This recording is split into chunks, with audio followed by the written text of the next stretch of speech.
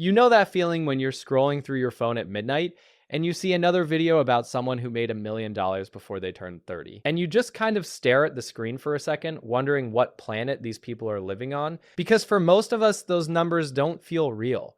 They feel like something that happens to other people, in other lives, in some parallel universe where money just flows differently. You look at your bank account, you look at your bills, and you think there's no way that's ever going to be me. And honestly, that's exactly how most people feel. But here's the thing that nobody talks about. While everyone is staring up at those impossible peaks, completely mesmerized by the idea of six figures and millionaire status, they're missing the real game changer that's sitting right in front of them. It's not $100,000. It's not 75,000, 50,000. From my experience studying money psychology and watching thousands of people transform their financial lives, the number where everything actually changes is hitting that first $10,000.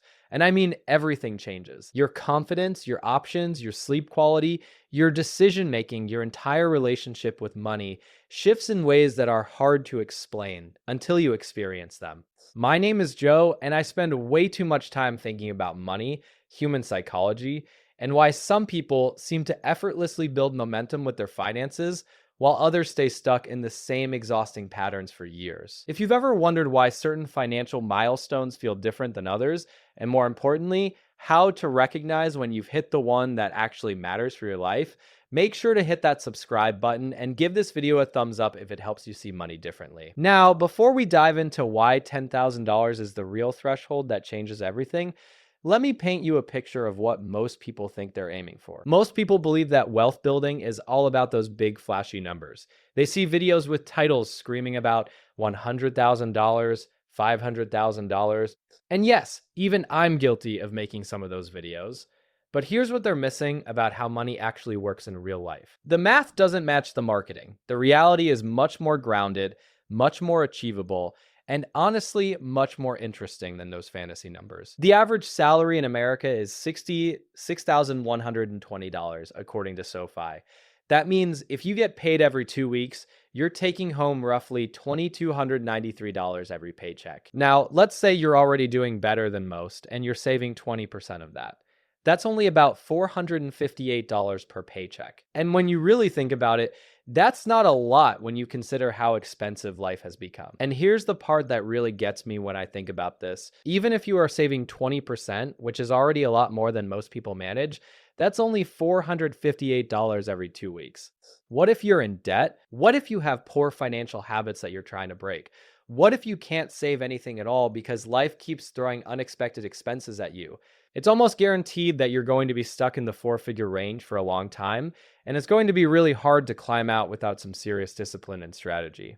The four-figure trap is real, and it's psychological as much as it is mathematical. So when you actually manage to save your way to $10,000, considering you also have to pay for all the expenses of life at the same time, that is a massive achievement. It signals that you've been putting in the work consistently and have developed real discipline around your money. It should give you a lot more confidence and momentum going into bigger milestones like 25,000, 50,000, or even 100,000. This is the foundation that everything else builds on. Hitting $10,000 proves to yourself that saving money is actually possible. And this self-belief starts to change your identity and perception around how you think about money in ways that are hard to describe until you experience them. You stop being someone who can't save money and you start being someone who does save money. That identity shift is everything. But here's where it gets really interesting. After you save $10,000, that's when the momentum around compounding really begins. And that is reason number 2 on why it's so important to hit that $10,000 mark. Compound interest is the 8th wonder of the world, according to Albert Einstein. And the simple concept just means that your money is starting to earn money for you. This concept is the main core and integral part of personal finance. And if there's anything that you take away from this video, it's to understand that you need to do everything it takes to start getting your money to compound for you in order to build wealth long term. Take a look at this chart of Warren Buffett's net worth. Currently, Warren Buffett is worth over $115 billion as of early 2025. But the most fascinating part out of looking at this entire chart, in my opinion, is that 98 to 99% of Buffett's net worth was accumulated after the age of 65. And I think that is just mind-blowing when it comes to compound interest. It shows you that the real wealth building happens later, but only if you start early enough to let compounding work its magic. Let's actually take the following example to make this real for you. Pretend you save $1,000 a year and you're able to get a return of 7% on that thousand. The stock market actually averages around 8 to 10% per year, but let's use 7% to be conservative here. Hitting your first $10,000 will take roughly 7.5 years if you save $1,000 each year and invest it and get that 7%. That's a long time, and it feels discouraging when you think about it that way. So naturally, you might come to the conclusion that if you kept saving $1,000 per year, it would take you another 7.5 years to hit $20,000. But actually, if you wanted to get to $20,000 total, it would only take you 5 years after you hit your first $10,000. That's because your initial $10,000 is generating you interest, effectively saving you around 2.5 years. The next $10,000 comes around much faster. This is where people get tripped up. They think wealth building is linear, but it's actually exponential. Now, ideally, that's not the best example because we don't want to just be saving $1,000 per year. Nobody wants to take 7.5 years of their life to hit $10,000. I do think it's actually entirely reasonable to save and invest your way to $10,000 within 1 to 2 years, provided you stay disciplined and are doing everything in your power to earn some more money on the side as well. Side hustles, selling things you don't need, cutting expenses temporarily. There are so many ways to speed this up. What we really want to do is speed run our way to $10,000 because that's when we can actually enjoy the benefits of having $10,000 overall and the compounding that comes with it. Once you hit 10,000, the game changes completely. You're no longer just saving, you're building. Now, one of the benefits of having $10,000 is actually going to be the third reason I want to cover in today's video, which is it allows you to have more confidence around money. First off, I think there's a misconception out there about how much people actually have in terms of money. Social media will lead you to believe that everyone is a rich millionaire with multiple passive income streams. Even on YouTube here, you'll see videos with titles that include the numbers $100,000, $500,000, $1 million, $5 million. And yes, even I'm guilty of making some of these videos on my channel. The algorithm loves big numbers, and so creators make content about big numbers. But the truth is that 59% of Americans can't even afford a $1,000 emergency expense. And nearly half of Americans say that they are living paycheck to paycheck. Couple this with the fact that the personal savings rate in America is merely only 4.6%, then we should really face the fact that the average person is barely making it these days. The economic reality is much harsher than what social media shows us. So for the average person, $10,000 is still a lot of money. And it should be something to aspire to, as well as be proud of when you hit it. When you tell someone you have $10,000 saved, most people are going to be impressed. They're going to ask you how you did it. You're going to be in the minority of people who actually have their financial act together. And just like I said in my earlier point about going from 4 figures to 5 figures, having $10,000 in your account should give you a sense of, okay, I can do this money thing, and I can keep going when it comes to building my wealth. That confidence is going to spill over into other areas of your life too. You'll negotiate harder for raises. You'll ask for what you're worth. You'll take calculated risks because you know you have a cushion. The fourth reason why having $10,000 is so powerful is that it will literally cover 99% of life's emergencies. Emergency funds are going to be vital if you want that financial peace of mind, no matter what. So you want to just think of it like financial self-insurance. You hope that you never need it, but when you do, it can save you from financial ruin.